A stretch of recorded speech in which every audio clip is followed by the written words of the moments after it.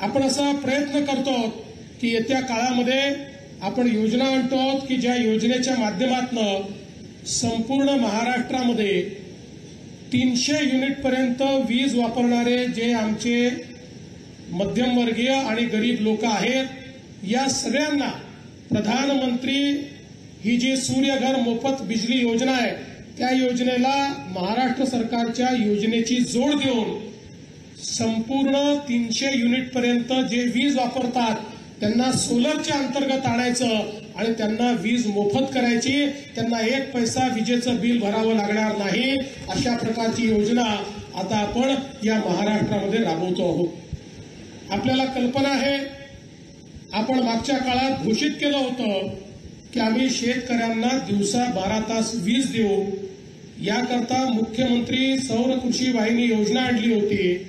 आज मला सांगताना आनंद वाटतोय की शेतकऱ्यांना 16,000 मेगावॅट वीज आपल्याला द्यावी लागते।